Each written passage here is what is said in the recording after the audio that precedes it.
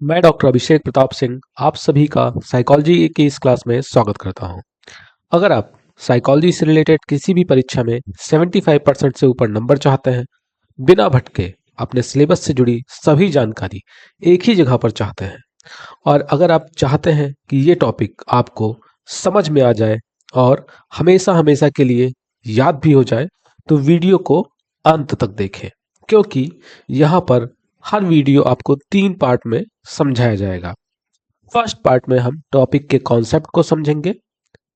Second part में आपको ये टॉपिक याद कराया जाएगा, और थर्ड पार्ट टॉपिक से जुड़े महत्वपूर्ण प्रश्न जो अब तक परीक्षाओं में पूछे गए हैं या आगे आने वाली परीक्षाओं में पूछे जा सकते हैं, उनके बारे में बताया जाएगा। और ये तीनों चीजें साथ साथ चलेंगी। तो इसीलिए एक बार फिर से मैं आप सभी से यही कहूंगा कि वीडियो को अंत तक जरूर देखें। आज की जो थ्योरी है बॉर्ड एंड बिल्ड थ्योरी, ये प्रेडिक्शन के द्वारा दी गई है।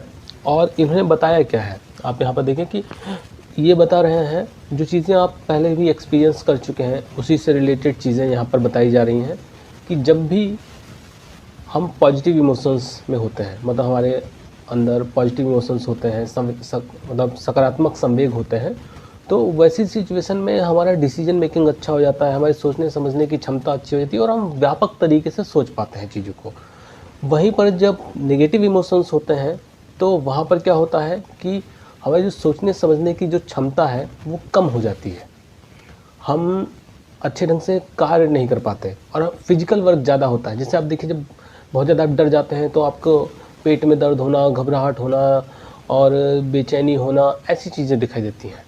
तो उसी को यहाँ पर इन्होंने प्रेडिक्शन ने बॉर्ड एंड बिल्ड थ्योरी का नाम देकर यहाँ पर बताया है। और देखिए आप यहाँ पर, मैं यहाँ से बताता हूँ आपको कि बारबरा फ्रेडरिक्सन ने 1998 में ये थ्योरी दी थी। ठीक, अब इसमें बताया क्या गया, तो ये दर्शाता है कि जब सकारात्मक संवेग जैसे प्रसन्नता हो गया, रुचि हो गया, प्रत्याशा हो गया, ये व्यक्ति की चेतना को व्यापक बनाते हैं और इनोवेटिव बनाते हैं, नए नए आइडियाज़ आते हैं उस टाइम पे माइंड में। वहीं पर जब नकारात्मक संवेग होते हैं तो नकारात्मक संवेग क्या करते हैं कि संकीर्ण कर देते हैं, थॉट्स प्रोसेस को नैरो कर देते हैं, एकदम विचारों को संकीर्ण कर देते हैं, और पर्सन जिस तरीके से कार्य करना चाहिए उस तरीके से अपने कार्य को नहीं कर पाता है। फिर उससे रिलेटेड कुछ पॉइंट्स भी बताए गए हैं जिनको देखें, तो इसमें बताया गया कि सकारात्मक संवेग अधिक संज्ञानात्मक प्रतिक्रियाएं व्यक्त करते हैं, पॉजिटिव इमोशंस इलिसिट मोर कॉग्निटिव रिस्पॉन्सेस।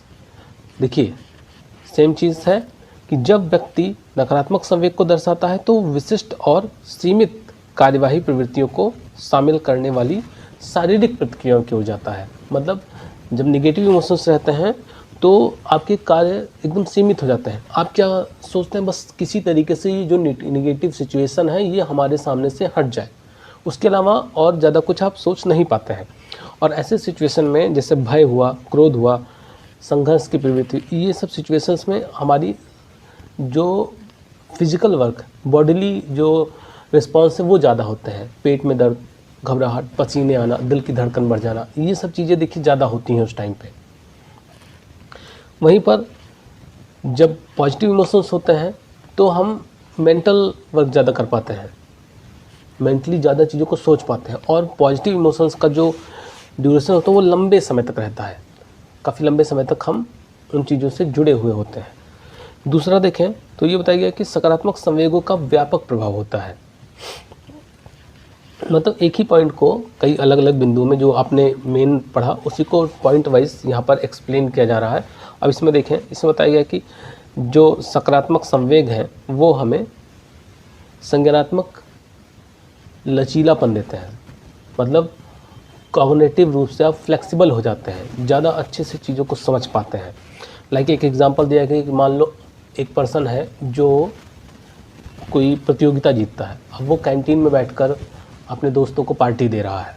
ठीक, अब उस टाइम पे उसके संवेग कैसे होंगे, वो एक पॉजिटिव इमोशंस से भरा होगा, उसके अंदर पॉजिटिव इमोशंस होंगे, अपने आप को ऊर्जावान महसूस कर रहा होगा वो। वहीं पर जैसे ही एक और फ्रेंड है और उसके घर से दो कॉल आ जाता है कि उसके किसी रिलेटिव का या फादर का एक्सीडेंट हो गया है।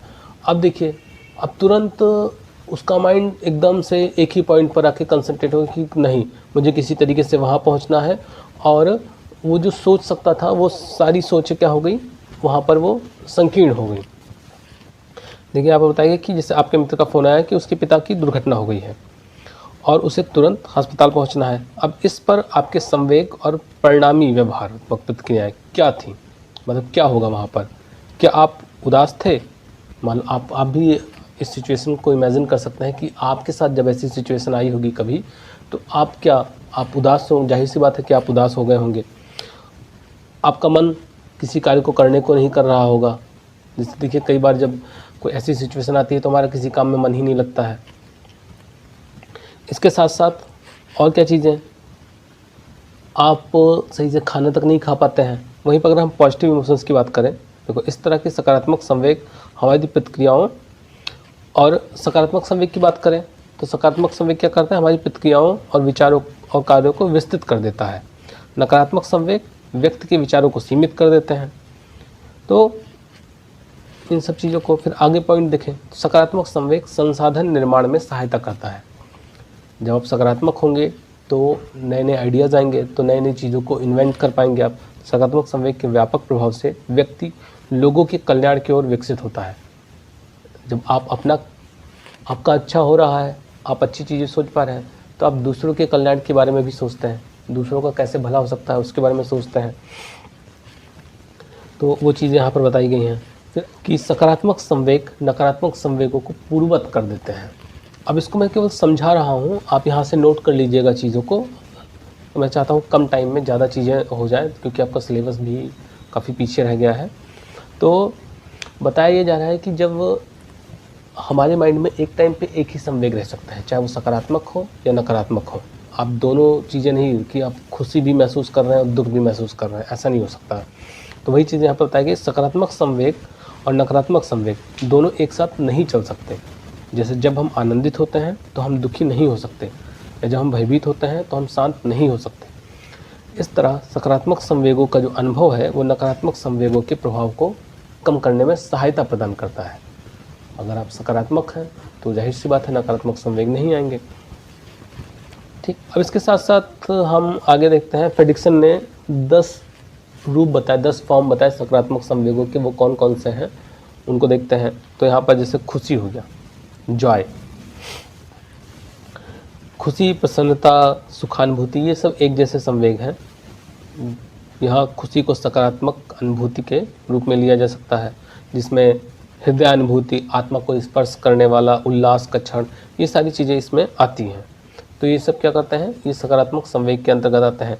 कृतज्ञता हो गया, ग्रेटिट्यूड हो गया। ग्रेटिट्यूड मतलब आपके लिए कुछ अच्छा हो रहा है तो आप उसको थैंक यू, सिर्फ यहाँ पर क्या होता है कि वर्ड्स की बात नहीं की गई है, जैसे आपका किसी ने कुछ कर दिया, कुछ भला किया आपका, तो आपने सिर्फ हाँ थैंक यू नहीं, उस थैंक यू के पीछे आपके इमोशंस क्या हैं वो ज़्यादा मायने रखते हैं। आपका थैंक यू वर्ड नहीं ज़्यादा मायने रखता है, आपका एक्सप्रेशन क्या है, इमोशंस कैसे हैं, वो ज़्यादा मायने रखता है यहाँ पर। शांति की बात करें, रुचि, आशा, गौरवानुभूति, ये सब सकारात्मक संवेग है। इनको मैं सबको एक्सप्लेन नहीं करूँगा, आप देख लीजिएगा, नोट कर लीजिएगा चीज़ों को, क्योंकि सारी चीज़ें आपकी डेली लाइफ से जुड़ी हुई हैं।